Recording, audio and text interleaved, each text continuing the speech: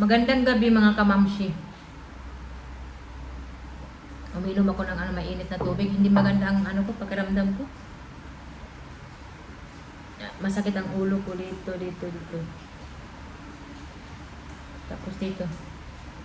Paggising ko kanina, natulog kasi ako kaninang hapon. Pero saglit lang, paggising ko, sumakit ang ulo ko.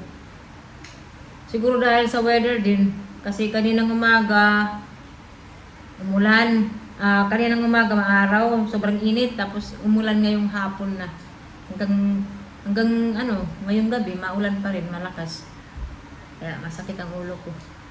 Yung pamangking ko, masakit din yung ulo. Kasi nagpunta siya sa downtown. Pag uwi niya, sumakit din ang ulo niya. At saka, ayan, hindi rin magandang pakiramdam ko. Dahil, ayun nga, stress. Dahil sa nangyari sa amin ni Mama, yung namin, misunderstanding. Actually, hindi naman kami talaga ni Mama, nag-away, nagtatampo siya, nagtatampo rin ako. Masama ang loob ko, masama rin ang loob niya. Kasi ang ko lang naman mga kamamshi, paano ba ma-explain, kasi, si Mama kasi, sa lugar namin yung barangay namin sa Samar, may issue kasi, gusto niyang ma-involve. Maganda naman ang intention ni Mama, kaya lang, mahirap kasi dito minsan sa atin, di ba mga kamamshi, dito sa Pinas, mahirap ipaglaban ang tama. Kaya kahit si Mama tama, mahirap. Lang yan,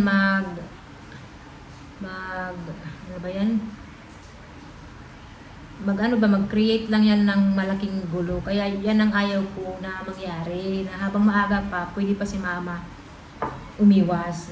Kaya dyan din, yan ang namin namin debatihan. Ayaw niya maniwala, ini-explainan ko na siya. Actually, hindi lang ako yung anak na ayaw. Yung mga ibang kapatid ko ayaw din. Si Mama ayaw maniwala. Ang gusto lang, kami, mga anak kami, concerned din sa kanya na hindi siya mapasama sa gulo. Ayaw niya. At saka maliban din dyan, ayun nga, yung puro lang sa trabaho dito sa bahay, mga kamamshi. Na-stress din ako sa ganyan. Nung bago mag-eleksyon, nagkaroon kami ni Mama ng hindi pagkakaintindihan. Kasi nga, paano ba yun? Di ba may nagtatrabaho dito sa amin? May pinaayos ako dito sa kusina. Ang dami kong trabaho nung araw na yun. Tapos si Mama pumunta dito sa bahay. Punta ni Mama dito, trabaho ng trabaho. Pagod na pagod ako mga kamamshi. Maaga akong nagising, nagluto ako sa pagkain ng mga bata. Tapos yung dito sa trabahador, ganyan. Late na nga kaming nakakain nun dahil na nabisi kami. Gusto kong magpahinga, nakahiga ako dyan. Si Mama, siguro mag-alauna ng hapon. Si Mama, panay trabaho, panay linis sa taas, panay yung mga doon, ginagalaw niya. Sabi ko, wag muna ngayon kasi may pa dito, may tinatrabaho. Wag sabay-sabayin. Hindi naman natin kailangan magmadali. Dito lang naman tayo sa bahay. Wala, hindi nakikinig si Mama. So nagalit ako mga kamamshi. Napuno na ako mga kamamshi. Yung parang pag yung timba napupuno, di ba? Umaapaw yan. Parang ganun, sumabog ako. Nagalit ako kay Mama. Nagalit ako kasi sabi ko, Ma, gusto ko magpahinga. Ayoko nang may pasok, labas. Hindi ako makapagpahinga, sabi ko.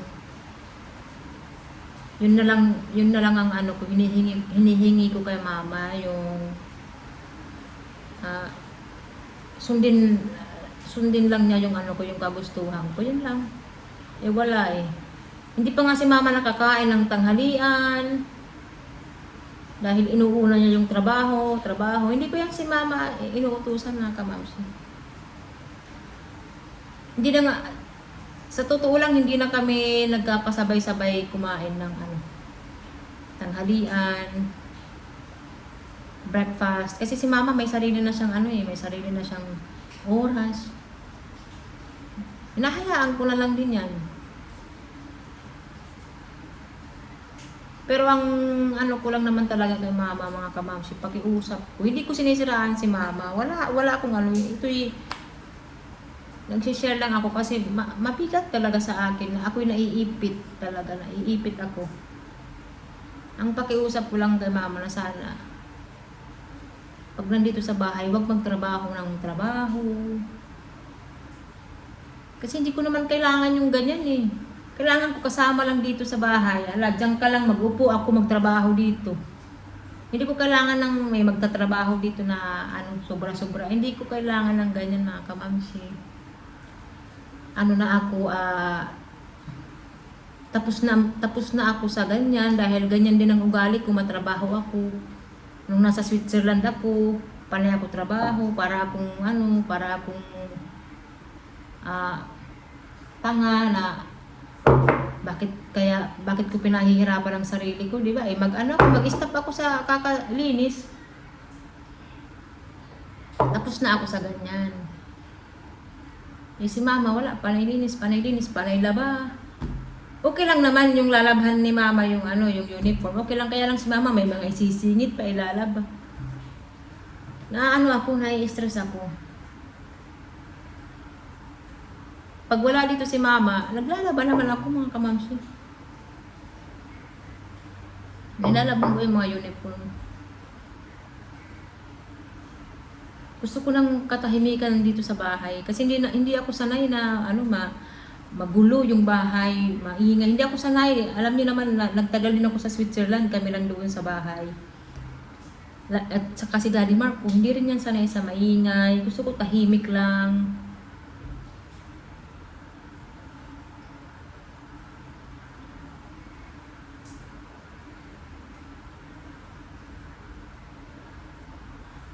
Yung pamangking ko nga, naiinis na din yan kasi tatawagin siya ni mama.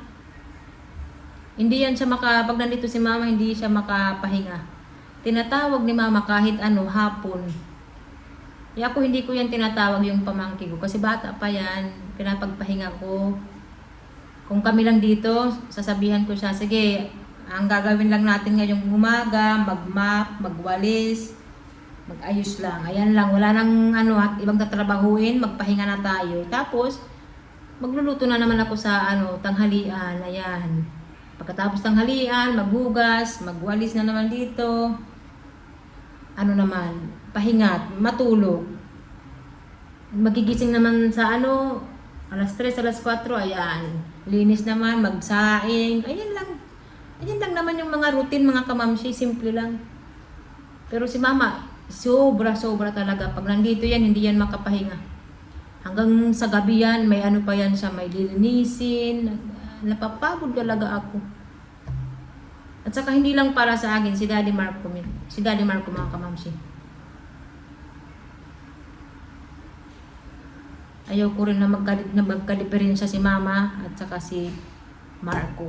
Kasi maiipit ako, nanay ko, mahal ko yan, nanay ko yan. Ito, asawa ko, maiipit ako. Kaya si mama, inaanuhan ko yan, sinasabihan. Minsan hindi ko na lang sinasabihan kasi natatakot ako baka magtampo si mama. Kaya ayun ang kinaiinisan ko.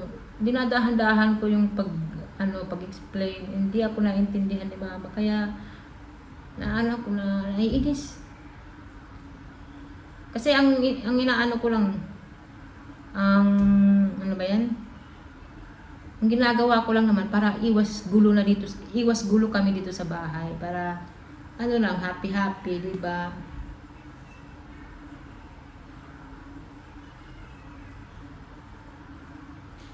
Minsan nga pag si mama nandito, hindi na ako nakikialam na lang halimbawa maggaganyan si mama, ito gawin mo, ayan dito sa pamangking ko or kahit sino dyan.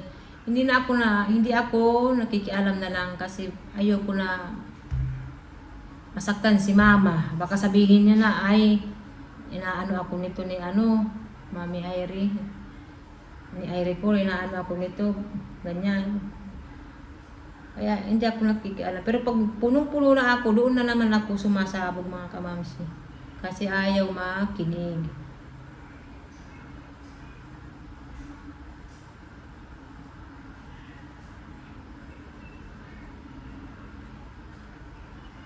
Kaya ayun nga, kahapon, sinabihan ko si mama na wag muna pumunta dito. Nagtampo ata. Hindi ko na alam kung ano ang gagawin ko. Saan ako lulugar. Kung hindi ko papuntahin dito, ako masama, magtatampo. Kung nandito naman, nagkakagulo. Hindi ko na rin alam mga kamamsi, saan ako lulugar. Ang bahay namin, open ito sa pamilya ko mga kamamsi kasi hindi ako madamot. Open ito pag may pumunta ka, pamangkin ko, wala dito ka matulog, kain, hindi ako madamot mga kamamsi. Ang gusto ko lang, tahimik dito sa bahay. Sana, kung ano yung gusto ko ba, sundin na lang.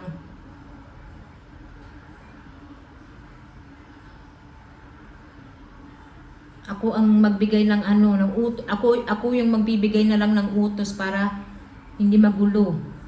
Kasi pag marami ang magbibigay ng mga utos, magulo talaga mga kamamsi, magulo. Hindi na tatrabaho ng tama yung mga dapat trabahuin. Kasi marami ang marami ang ito gawin mo, ayan gawin mo. Hindi pati ako na bubuluhan, na stress ako. Okay lang sana kung ako lang dito. Nandito si Daddy Marco. Iisipin ko si Daddy Marco para kailangan ko rin si Daddy Marco, isipin ko rin siya kasi bahay niya ito, di ba? Baka sabihin niya, yung kamag-anak ko ang nakakagulo, ganyan. Yan ang gusto kong maiwasan. Yan ang iniiwasan ko mga kamamsi. Yan. Na hindi ako naiintindihan ni mama. Mabait si mama, mga kamamsi. Mabait si mama. Yan. Responsable yan na nanay. Ang hindi ko lang naiintindihan yung ganito ba. Hindi niya ako masuportahan sa ganitong bagay ba, ganitong kagustuhan ko lang na pag nandito siya sa bahay, wag na siyang maraming dito na trabaho, wag niya lang pakialaman yan, ito ganyan, hayaan niya lang, magantay na lang siya sa sa utos ko or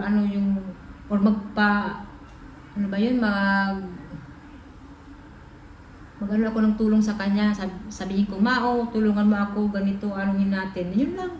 Magantay lang si mama ng sa akin. Bahala siya dyan, maghiga. Okay sa akin, maghiga-higa siya, magkape. Pero si mama hindi nagpapahinga. Siya ang babaeng walang pahinga, mga kamamsi. Kahit sa kwarto, kasi di ba yung pamangkin ko doon sa kwarto ni Eli, natutulog muna kasi si Eli, baby pa naman, bata pa. Si mama, hindi siya nakaka-permi doon, hindi natutulog, wala. Sabi ko, may bed na dyan, hindi ka na hindi ka na mahiga sa sahig. Wala, ayaw ni mama. Bumili pa ako ng isang hinggaan para sa kanila ni Papa, ayaw din. So, binigay ko kay mama para gamitin niya doon sa ate ko. Ayaw din. Wala, hindi napapagod ako mga kamamsi, sa totoo lang. Hindi ko talaga alam kung tama ito na opinion ko or basta. Kaya nga sinishare ko sa inyo mga kamamsi dahil mabigat talaga sa totoo lang. Sobrang bigat. Ako'y naiipit sa sitwasyon. Wala sanang problema walang problema kung sinusunod lang ni mama yung gusto ko dito sa bahay.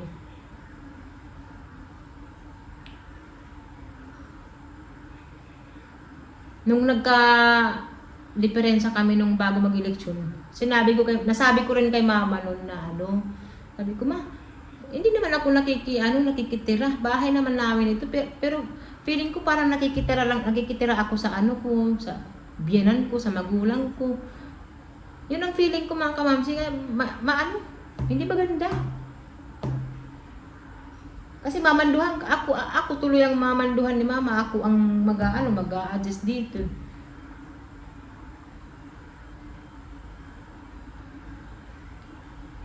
Kaya ayun, nainis na din ako mga kamamsi.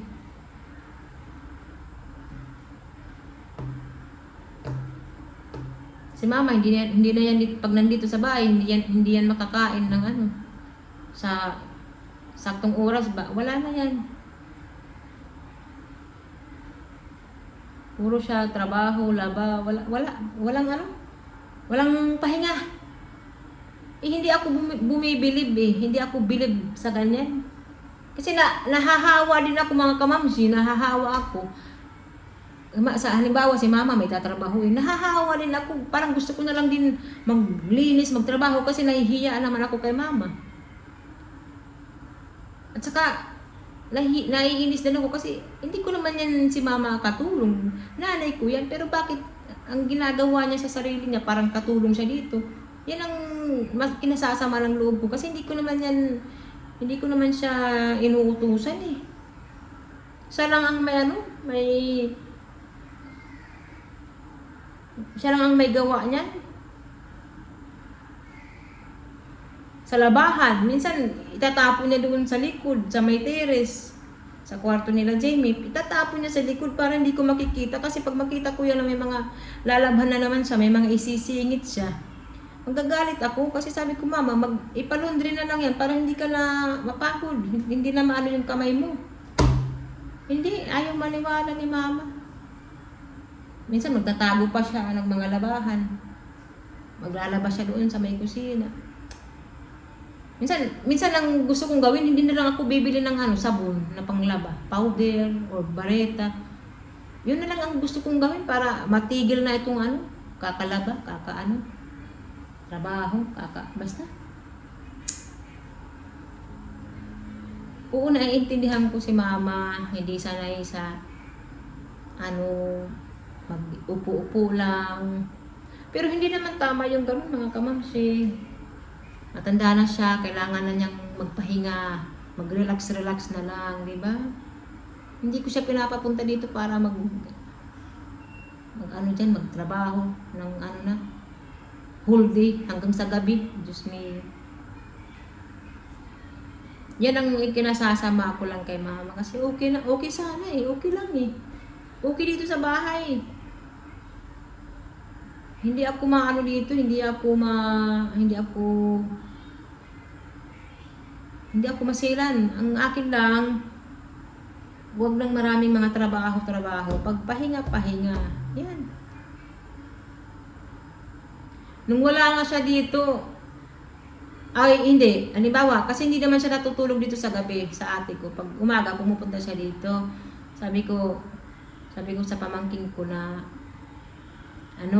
maglinis na. Halimbawa, nakaalis na sila Olivia, Jamie, sila Daddy Marco. Sabi ko, maglinis na tayo para pagdating ni mama dito, wala na siyang maaabutan na trabaho. Para pagdating niya, mag-upo na lang siya, magkape, mag-breakfast. Para akong tanga, para akong ako tuloy ang nagmamadali, ako mag-a-adjust ibahay namin ito. Ha? Kasi nga para ang ginagawa ko, tinatapos ko na lang para wala na si mama maabutan na trabaho. Gusto ko na magpahinga siya. Yan lang mga kamamsi. Hi mga kamamsi. Yan lang mga kamamsi yung yung gusto ko na maintindihan ni mama. Yan din ang hindi namin Yan ang unang namin problema ni mama, yung matrabaho si mama. Hindi siya nakikinig sa akin.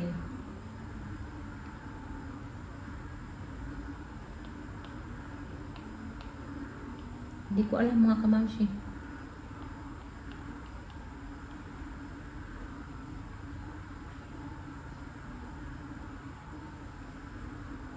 Hmm? Tapos ano, ah, pag ako kasi ayoko nang ginagalaw yung gamit ko eh. Hindi ko alam mga kamamsi kung ganun din kayo. Ako kasi ayoko na ginagalaw yung gamit ko, yung mga damit ko. Lalo na yung mga damit ko, mga ano ko yan. Pinalangga ko yung aking mga damit. Oo. Lalo na yung mga pang-alis. Pinalangga ko yan. Hindi ko yan pinapaanuhan, pinapagalaw. Or sa kwarto namin, walang ibang papasok, ganyan. Si mama, pumapasok. Tapos kinukuha niya yung mga damit ko na yung iba kahit hindi pa labahan, nahahalo sa labahan. Ayoko sanang magalit, ayoko sanang sabihan si mama, kaya lang nakakainis minsan kasi sabi ko hindi yung labahan, naaano tuloy na nahahalo sa labahan. Tapos siyempre si Daddy Marco ganyan, ayaw din niya na umaano sa kwarto.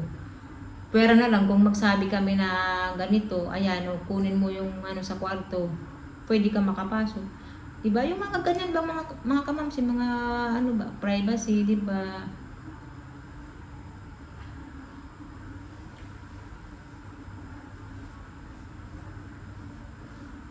Yun lang naman, sana maintindihan din yun ni mama yung mga ganyan. Hindi porket anak niya ako pwede na si mama magpasok sa kwarto, maggalaw-galaw ng mga gamit namin, ganun. Hindi naman ganun mga kamamsi. Yun ang inaano ko lang kay mama. Kinatatampo na wala sanang problema kung naiintindihan niya lang ako Wala sanang problema. Nakakapagod talaga. Ginagawa ko na yung ano ko, yung best ko talaga. Ginagawa ko. Wala pa. Hmm?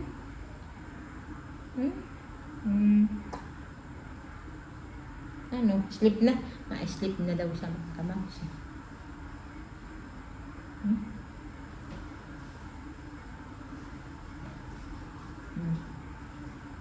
Ayan. Hindi pa kami nag-ano ni mama, nagkausap. Pero magiging ano din yan, magiging okay din. Talagang ano kahapon ano lang masama lang yung loob ko, naiyak na talaga ako kasi wala akong masamang intensyon. And dito sa bahay, sana maunawaan din ako ni mama yung mga ano ko dito, kagustuhan ko kasi ako gusto ko lang magpahinga, gusto ko ng katahimikan sa isang bahay, ayaw ko lang magulo. Ayaw ko ng ano. Alam mo yun, yung gusto mong magpahinga sa may sala, tapos may maggaganyan, may magmamap, may maglilinis na. Hindi ko naman yan pinapalinis. Di ba, mainis ka nga, manonood ka ng TV, tapos may maglalakad-lakad na tao na may mga ginagalaw, nililinis. Pasok, tapos labas, pasok, labas. Ganun ba? Wala. Kami lumalabas ako. Pag may trabaho ako sa labas or magtambay lang. Pero hindi ako yung pasok, labas. Pero na lang kung nagluluto kami, ganun. Mabuti sana kung ako lang dito sa bahay. Pero hindi pwede mga kamamsi yung ganun. Hindi pwede yung walang pahinga. Magpahinga din tayo dahil nakakapagod. Lalo na ngayon ang buhay, nakakapagod na stress.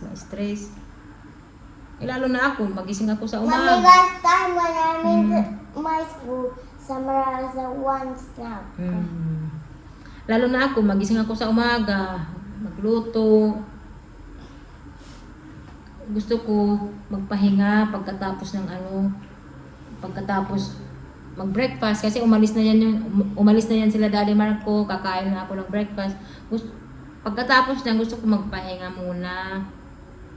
Kasi magluluto na naman ako sa tanghalian, ganyan. Yan lang naman ang gusto ko mga kamamsi. Hindi yung trabaho ngayon. Tatrabahuin na naman bukas. Yun, paulit-ulit. Ganoon si mama. Kung ano yung trabaho ngayon, ganun din na naman, ganun na naman sa susunod na araw. Paulit-ulit mga kamamsi. Hindi ko na talaga alam anong gagawin ko. Ayan. Bye-bye mga kamamsi. Ayan, nag-share ako ng ko, sa loobin ko. Nagiging okay din yan kami ni mama. Ngayon lang yan, pero siguro iibahin ko na ngayon. Siguro, ayun na nga, papapuntahin ko lang si mama dito kung kailangan para hindi na din siya dito, magtrabaho ng bonggang-bongga. Ayan. Bye-bye mga kamamsi. Thank you. Oo, tingnan niyo yung mata ko. Maano pa. Hindi pa okay dahil sa Bye, kakain. mga kamamsi. Bye mga kamamsi.